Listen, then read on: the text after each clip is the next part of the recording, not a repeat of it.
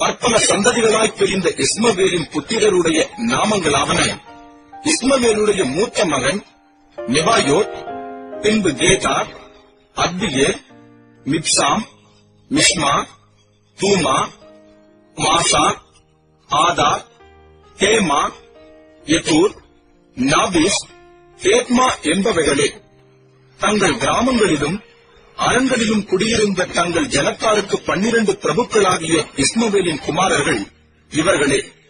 இவர்களுடைய நாமங்களும் இவைகளே: இஸ்மவேலின் வயது 137.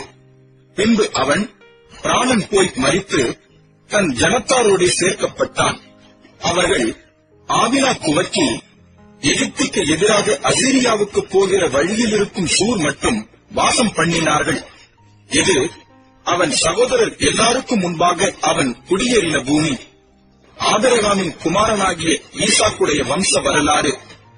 ஆபிரகாம் ஈசாக்கை பெற்றான். ஈசாக்கு ரெபெக்காளை விவாகம் பண்ணுகிற போது 40 வயதாய் இருந்தான். இவள் பதான் அராம் என்னும் சீரியா தேசத்தானாகிய பெத்துவேலுக்கு குமாரத்தியும் சீரியா தேசத்தானாகிய லாபானுக்கு சகோதரியுமானவள். மலடியாக இருந்த தன் மனைவிக்காக ஈசாக்கு கர்த்தரை நோக்கி வேண்டுதல் செய்தான். கர்த்தர் அவன் வேண்டுதலை கேட்டருளினார். அவன் மனைவி ரெபெக்காள் கர்ப்பந்தரித்தாள். அவள் கர்ப்பத்திலே பிள்ளைகள் ஒன்றோடொன்று மோதிக்கொண்டிருந்தன. அப்பொழுது அவள், இப்படியானால் எனக்கு எப்படியோ என்று சொல்லி கர்த்தரிடத்தில் விசாரிக்கும்படி போனாள். அதற்கு கர்த்தர், 2 ஜாதிகள் உன் கர்ப்பத்தில் உண்டாயிருக்கிறது.